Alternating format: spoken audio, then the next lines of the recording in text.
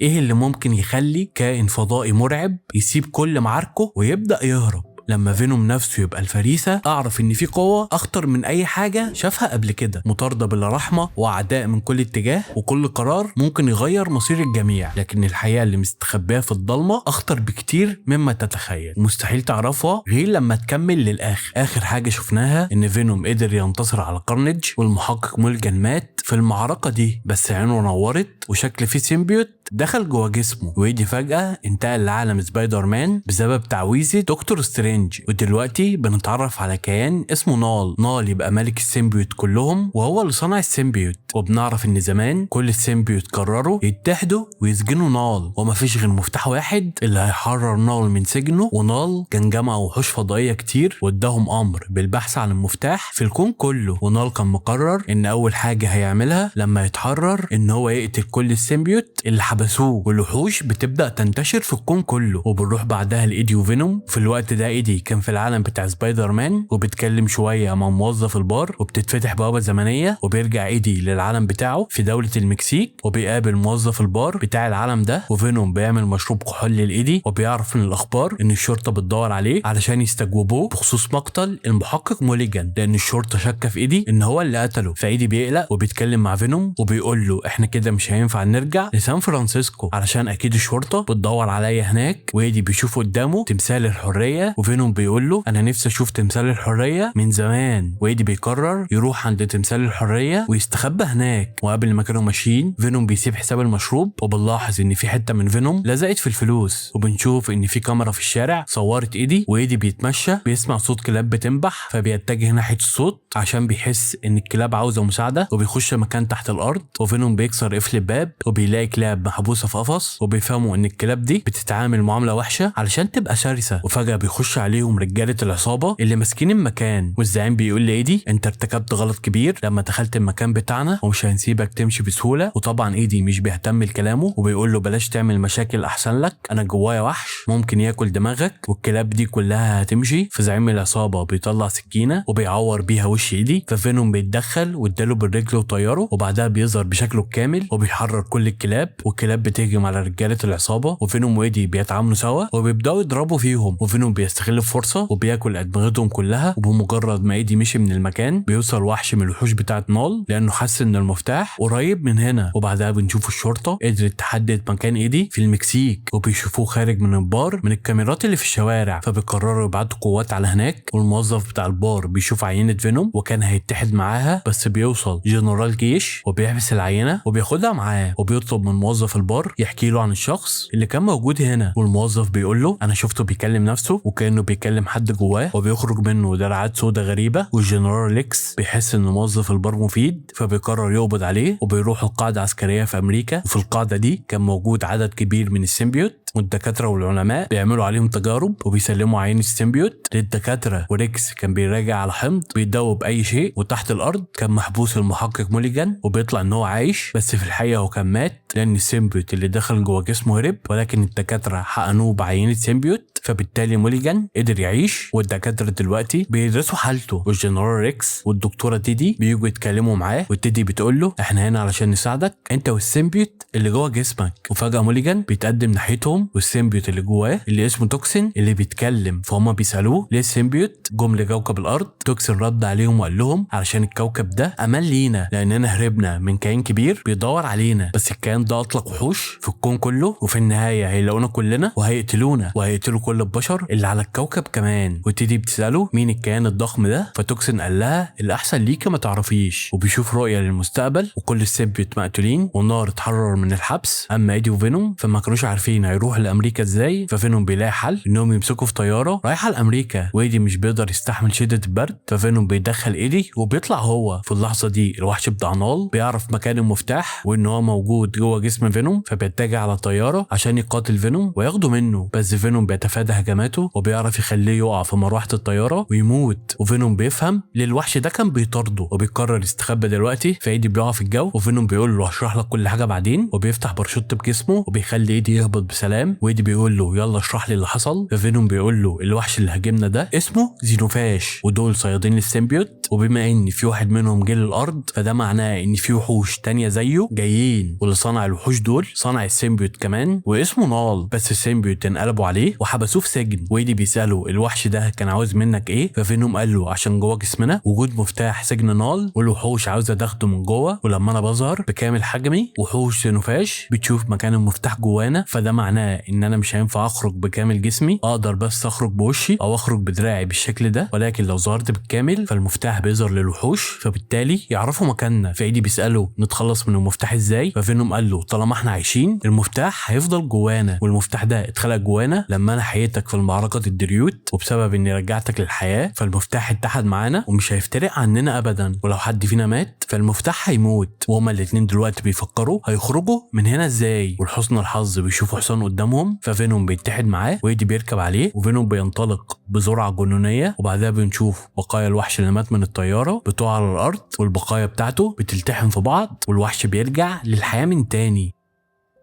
وبعدها بنروح القاعدة العسكرية والجنرال ليكس والدكتورة تيدي بيتفرجوا على عينات السيمبيوت اللي عندهم، وبنعرف ان في نيزك وقع على الارض وكان موجود جواه كائنات السيمبيوت دول، وريكس كان هو اللي قبض عليهم جميعا. وريكس كان شايف ان السيمبيوت دول كائنات خطيرة، بس تيدي كانت على العكس وشايفة انهم هربوا فعلا زي ما السيمبيوت توكسين اللي جوه موليجان قال. وريكس بيطلب منها تخلي بالها كويس وتاخد حذرها من السيمبيوت. وبعدها ريكس بيجيله بلاغ ان في ناس شافت شخص بينط من طيارة ونزل بسلام، فريكس بيقرر يروح على هناك بفرقة قتالية، وفعلا بيوصلوا لفينوم وايدي وبيشغلوا اجهزة بتطلع ضوضاء. ففينوم بينفصل على الحصان وبينزل المية عشان يرجع لايدي، وريكس بيدي امر بقتل ايدي والقبض على فينوم، والجنود بينزلوا المية وبيشتبكوا مع ايدي وبيقبضوا على فينوم، بس ايدي بيقدر يقتل جندي من الجنود، وفينوم بيخرج من الشبكة وبيخش جوه جسم سمكة، بعدها بيطلع يندمج مع ضفدعة وبيشوف ان ايدي هيقع من الشلال ويموت، فبيروح يتحد مع ايدي بسرعة ومش بيهتم ان كده المفتاح هيظهر للوحش. المهم عنده ان هو ينقذ ايدي، والوحش كان عارف مكانهم وبدأ يتحرك وبيوصل الوحش وبيهاجم الكل، والجنود بيتلهوا معاه وبيضربوا عليه نار وايدي بيرجع لشكله الطبيعي، فالوحش مش بيعرف مكان المفتاح وايدي وفينوم بيهربوا بسرعة والوحش بياكل الجنود كلهم وبيهرب بعدها. وريكس كان هيتجنن من اللي حصل وبيتكلم مع الدكتورة ديدي وبيقول لها شكل كلام توكسين طلع صح، اما ايدي فكان متضايق جدا لان هو قتل جندية مالهاش ذنب، وبيقول لفينوم خليك مستخبي لحد ما نوصل لامريكا. والدكتورة ديدي بتقول لتوكسين كلامك طلع صح وفي وحوش وصلت للارض،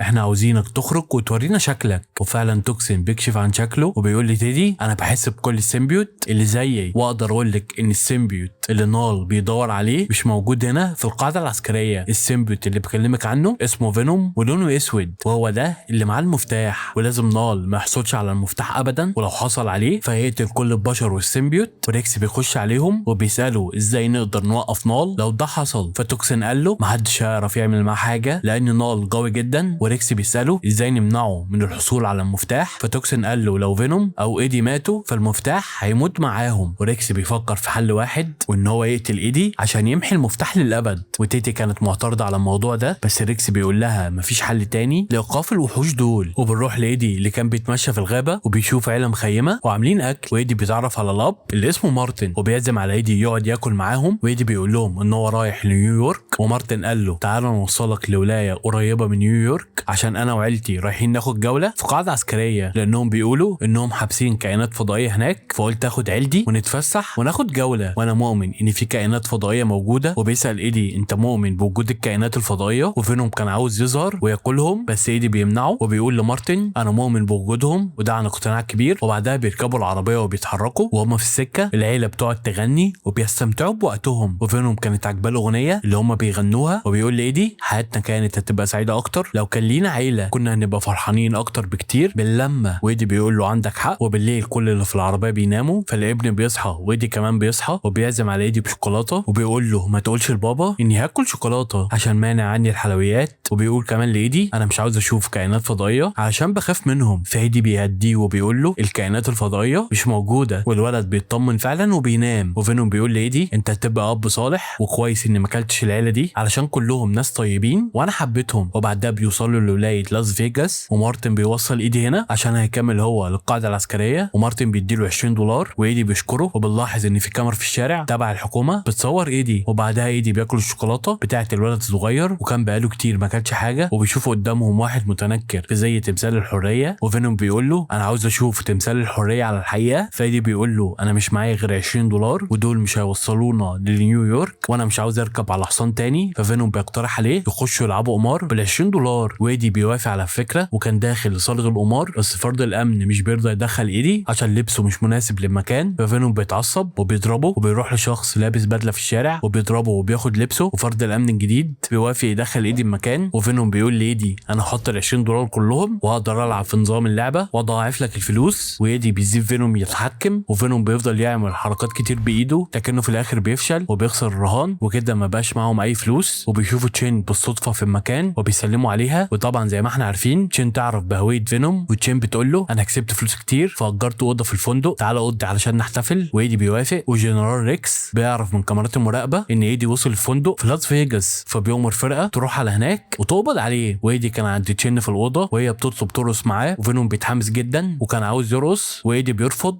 وبيقول له انت لو ظهرت مكاننا هيتعرف. وفينوم مش بيهتم وبيظهر بكامل جسمه، ففي اللحظه دي الوحش بيعرف مكانه وبيتجه على هناك، وفينوم بيرقص مع تشين ومش مدرك بحجم الخطر اللي جاي عليه. وبعد دقايق الوحش بيقتحم عليهم المكان، ففينوم بيخش جوه جسم ايدي، وبالتالي الوحش مش بيعرف بمكان المفتاح فبيتشتت وبياخد بعضه وبيمشي. ولكن بيوصل بعدها رجاله ريكس وبيفصلوا ايدي عن فينوم بالموجات الصوتيه وبيكهربوا ايدي وبيفقدوا الوعي وبيقبضوا عليه وبيحبسوا فينوم في الكبسوله وبيمشوا بعدها. ولكن الوحش بيطاردهم لانه شاف فينوم اتحرر وبيخش وراهم للقاعده العسكريه من غير ما حد يحس. وعيله مارتن كانوا وصلوا القاعده وبيتسللوا وبيعدوا من السياج الحديد، وكانوا متحمسين يشوفوا في فضائيين هنا ولا لا، وبيطلعوا لاعلى البرج ده، والدكتوره تيدي والدكتوره أليس بيشوفوا فينوم، وتيدي بتأمرها تودي فينوم مع بقيه السيمبيوت وبتسيبها وبتمشي. بس شكل أليس هتقابل شيء مختلف، وايدي بيفوق من الغيبوبه وكان بيتكلم مع فينوم بس مش بيلاقيه موجود، وبيسمع حد بينادي عليه وبيتصدم لما بيشوف الضابط موليجان في الاوضه اللي قدامه لانه كان مفكره مات، وبيساله انت بتعمل ايه هنا؟ فالسيمبيوت توكسين بيكشف عن نفسه وبيقول لايدي لازم عليك تحمل مفتاح من نال، حرر كل السيمبيوت اللي هنا في القاعده واحمل المفتاح. وبتخش عليهم الدكتوره تيدي وبتعرفوا ان فينوم بخير، بس بيوصل ريكس وبيأمر الدكاتره يمشوا وبيقول انا هتصرف مع ايدي بطريقتي. بس الدكتوره تيدي كانت معترضه على الكلام ده، بس مش بتقدر تعمل حاجه لان ريكس هو المتحكم في المكان، وفورا بيقتل ايدي برصاصه. وفجاه بيظهر فينوم من جوه جسم الدكتوره أليس وبينتقل جوه جسم ايدي علشان ينقذه من الموت، والرصاصه بتقع من جسم ايدي، ولكن بيوصل الوحش وبيستهدف فينوم والجنود بيفتحوا النار عليه وتوكسين بيتدخل وبيهاجمه، بس الوحش كان اقوى منه وبياكله بمنتهى السهوله. وفينوم بيأمر بتحرير السيمبيوت كلهم، وفعلا ده اللي بيحصل، والسيمبيوت بينتقلوا للعلماء والدكاتره والجنود وكلهم بيتلموا عليه وبيهاجموه، بس مفيش فايده، والوحش ده كان قوي جدا. وفي 2 سيمبيوت بيتحدوا سوا وبيضربوه، بس كان لسه الوحش متفوق وبياكل كذا واحد منهم. واليكس بيخش جوه جسمها سيمبيوت قوي اسمه لاشر وعنده اسلحه كتير، والمعركه بتكمل بره المكان، وتيدي بتاخد عيين السيمبيوت وبتهرب، وايدي بتحامي في كل السيمبيوت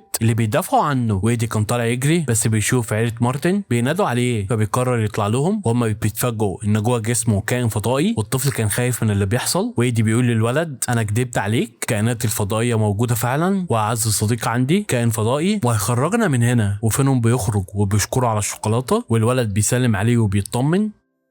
بينما المعركة كانت لسه شغالة والجنود فاتحين النار على الوحش بس مفيش حاجة بتأثر فيه، فريكس بيضربه بRPG، وبسبب كده في سيمبيوت مات من النار، والبرج اللي عليه مارتن وايدي بدأ ينهار، كلهم بيقعوا من عليه بس ايدي بينقذ 2 منهم، والسيمبيوت التانيين بينقذوا بقية العيلة. والاشر بتقول لريكس ليه عملت كده؟ السيمبيوت بيحاولوا يحمونا، احنا مش الاشرار. وبيشوف الوحش بيلتحم من تاني وبيرجع لشكله الحقيقي وبيطلع موجات من جسمه عشان يستدعي وحش زيه، كل السيمبيوت بتأثروا من الموجات، بس ايدي بيمسك بيمسك فينوم وبيرجعه لجسمه، وبعدها بثواني بيوصل وحش تاني ولاشر بتتحد تاني مع أليس وبتشتبك مع الوحشين، وفينوم بيقول لايدي لاشر ساعدتنا ولازم نساعدها، وايدي بيقرر ينقذها وبيركب على موتوسيكل وبيتفق مع ريكس ان هو هيجمع الوحشين عند صناديق صغيره وانت تضربهم بالنار وتفجرهم، وايدي بيتحرك وفينوم بيظهر بكامل حجمه، فالوحوش بتتشتت وبتطارد فينوم، وفينوم بياخدهم فوق صناديق الصغيره وبعدين بيختفي وبيخش جوه ايدي، والجيش بيفكر الصغير عليهم وبيحصل انفجار كبير، بس الوحوش ما بدتش وقتلوا كل الجنود، وريكس قرر يتدخل وبيضرب عليهم نار بس بينتهي امره بطعنه في بطنه، وايدي ولاشر بيتحدوا سوا وبيجروا ناحيه الوحش وبياخدوا شفرات المروحه وبيقطعوا راس الوحش ده، ولاشر بتنقذ ريكس وبتوديه عند الدكتوره تيدي، والوحش التاني بيضرب ايدي وبيوقعه وكان خلاص هياكله، بس مارتن بيضرب الوحش بصاروخ، والوحش الاولاني اللي مات بيعيش تاني وبيطلع موجات صوتيه وبيفصل لاشر عن أليس، وبعدها بياكل السيمبيوت لاشر، والكارثه كمان ان هو بيستدعي وحوش تانيه، وايدي بيشوف كل الوحوش دي وبيجيله احباط، وفينوم بيقول له انا فخور بيك لانك قتلت بقوه، وبيقول له انا كان نفسي اشوف تمثال الحريه بس خلاص مفيش امل، فايدي قال له ما تقولش كده احنا هنخرج من المكان ده سوا، وفينوم رد عليه وقال له في وحوش تانيه هتيجي ومش هيخلصوا، فبيقول له انا وانت مش هنخرج من المكان ده سوا، وفينوم بيشفي جروحه، وايدي بيبص على مكان معين وبيدرك ان مفيش حل غير ان هو يموت نفسه علشان المفتاح يختفي، وبيحط خطه معينه وبيخرج قدام الوحوش بشكل فينوم عشان الوحوش تيجي وراه، وبيطلع شبكه كبيره وبيدخل الوحوش جوه جسمه عشان يعرف يسيطر عليهم، وبيفضل يعافر عشان يخليهم جواه، وريكس بيفهم اللي ايدي عاوز يعمله وبيأمر تيدي وأليس يمشوا، وفينوم لما بيوصل للمكان المطلوب بيرمي ايدي بعيد وبيقول لايدي انا مش هنساك ابدا واتمنى كمان انك ما تنسانيش، وايدي كان متضايق لان فينوم هيضحي بنفسه، وريكس بيدخل بصمه الايد وبيفتح الحمض المميت عليهم وكلهم بيفضلوا يتعذبوا وبيموتوا، وفينوم بيطلع ايده وكان هيلمس ايدي بس بياخد باب حديد وبيحطه على ايدي عشان يحميه، وفينوم والوحوش بيموتوا، وريكس بيفعل قنبله عشان المكان كله ينفجر وكل السيمبيوت يموتوا، وأليس كانت هتموت بس تيدي بتطلع السيمبيوت اللي هي خدته من بدري وبتتحد معاه وبيطلع ان هو سريع جدا وبتنقذ أليس وبتهرب بيها، وعيله مارتن كانوا قدروا يهربوا وكانوا خايفين على ايدي ليكون مات، وتيدي بتبقى فرحانه بالسيمبيوت اللي جوه جسمها واللي كان اسمه اجاني، وايدي كان عاش بفضل الباب الحديد اللي فينوم حطه عليه وبيغمى عليه بسبب شده التعب، ولما بيفوق بيلاقي نفسه في مستشفى وكان بيحلم بفينوم وكان نفسه يصحى يلاقيه لسه موجود، وفي جنرال من الجيش بيتكلم مع ايدي بيقول له خلاص تقبل الامر، فينوم مش هيرجع تاني ولاجل العمل البطولي اللي انتوا عملتوه فكل التهم اللي عليك وقعت